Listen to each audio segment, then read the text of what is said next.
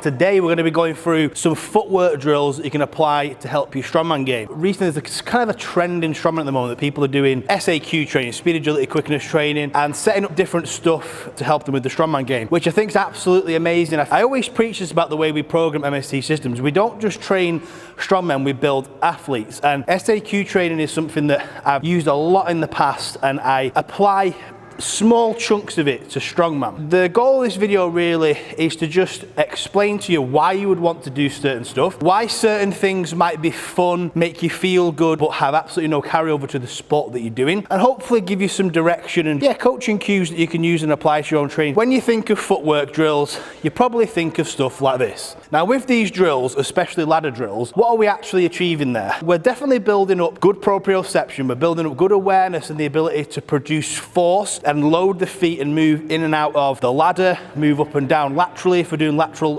movements. But really, these type of movements, you will see these online that lots of athletes use, but we always have to understand application and adaptation so that we can pick the right tool for the job. When in any event in strongman will you be doing this? Never is the answer. You will never do this. So although yes, you're going to get a little bit of cardio benefit, you're going to be getting moving, you're going to be getting good at twinkle toes, but that's literally about it. As soon as you leave the gym, you can't take that drill with you and apply it to your sport. I'm not trying to say it's bad, I'm just trying to say that there's better ways to do it, and there are things that you can do that we can actually take and apply to the sport. So when you listen to me do these drills, I was pretty fast at them, but that's because I made the mistake of training these about 10 years ago. So I got really fast at them, really efficient at them, before I realised, wow, these have no carryover. Take a look at Shannon here.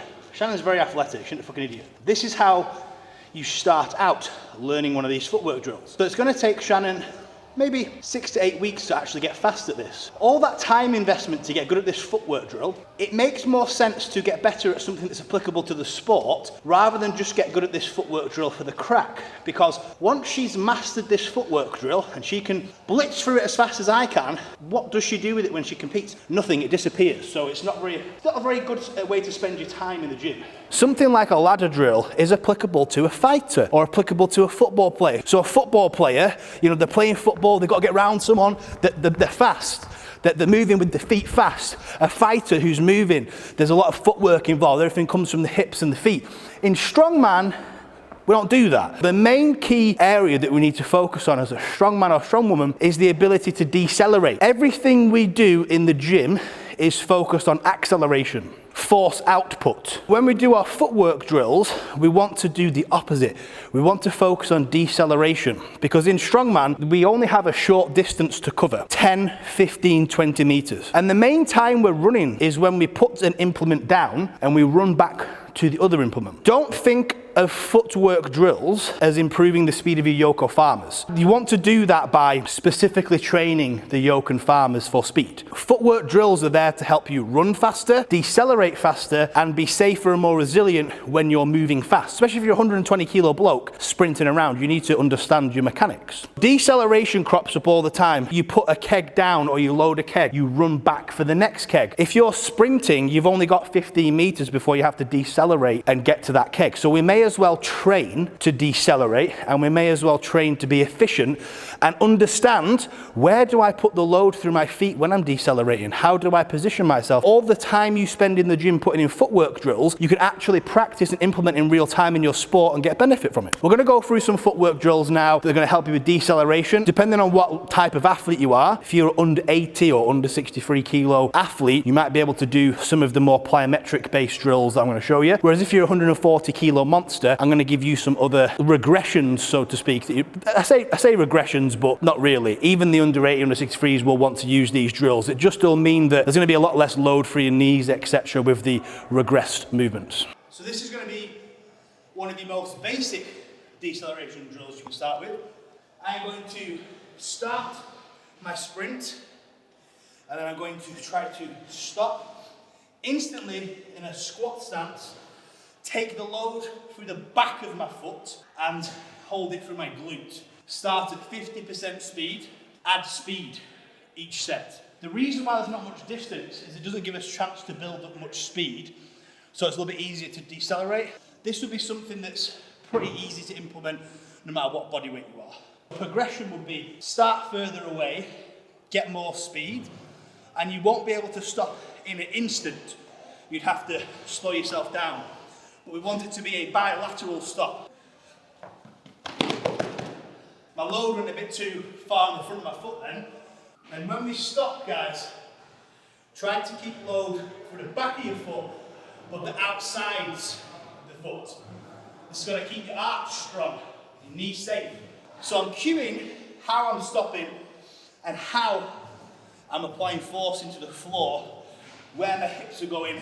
We're approaching a sandbag or a keg. What do? We turn, we stop, we grab.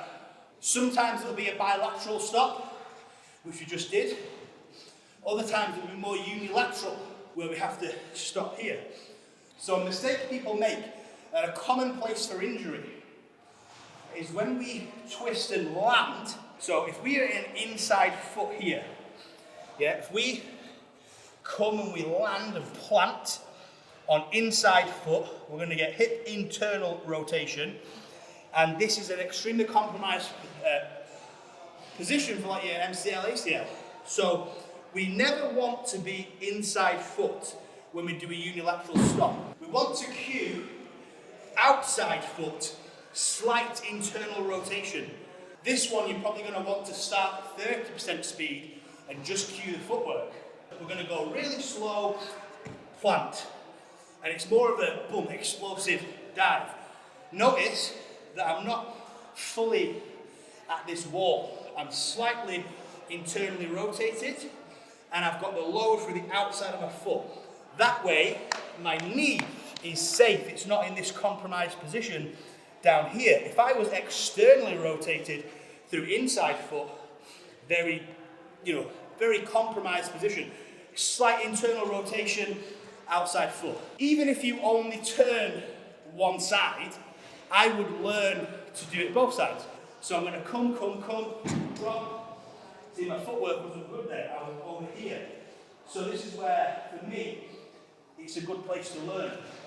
If I do my right leg, I'm a lot more drilled here, so I can be a lot faster and I can stop. With proper load placement is the key. And we can just add speed. And again, like I said about Shannon taking 6 to 8 weeks, you might need to go at 2 miles an hour. It might look like step, step, drop. And all you're cueing is where the load goes. So it might just be step, step, drop. And we're just cueing this so that we know when we apply it in the moment, we're going to be safe. The key with this one is when you're going very fast, you need to blend the two skills together in Strongman. So it's more of a bilateral stop to unilateral transition for your keg. And that's how we transition. So it's bilateral deceleration, unilateral turn. Internally rotated, load outside foot, safe, completely safe. Now I can come down to my keg and I can push off of this safely.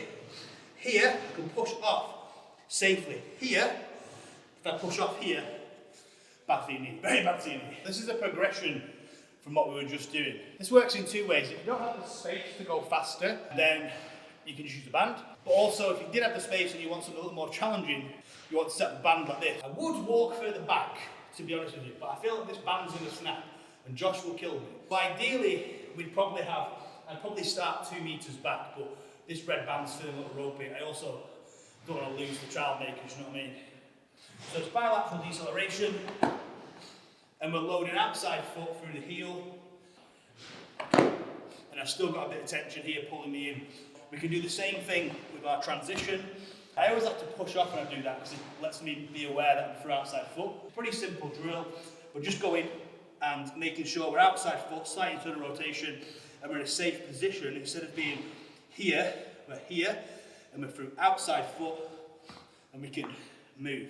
If I was doing this for actual training myself, I'd use stiffer bands because there wasn't that much resistance there. So if you use this drill, figure out which bands are best for you and apply the most tension. Always start with it without the band first to get your position, because there's no point loading an inefficient position. If we delve a little bit away from the specific, we can apply stuff in the gym, maybe if you don't have a track.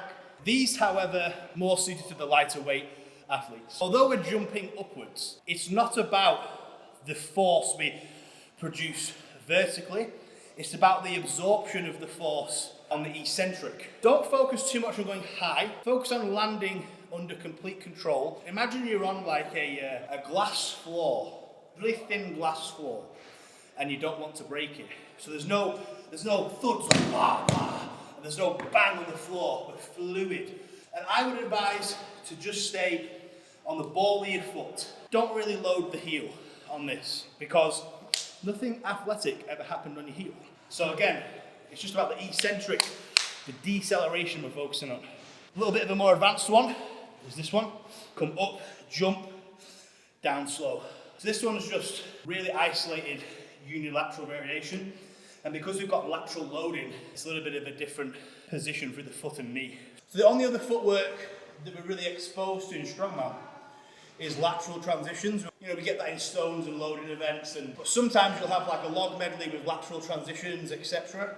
A good way to blend all the skills together is instead of just drilling this on its own, we bring it into a sprint, decelerate, lateral transition, sprint.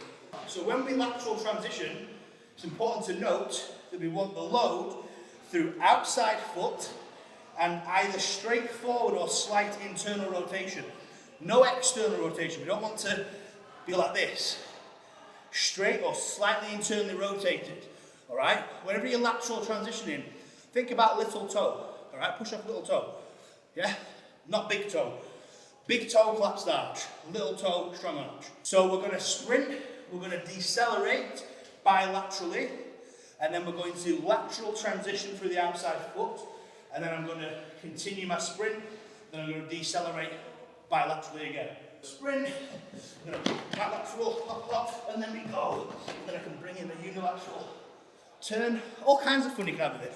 Takeaway really is footwork for Strongman is very specific and simple. Don't spend your time getting the proprioception and skill to do footwork drills that you will never implement in your sport.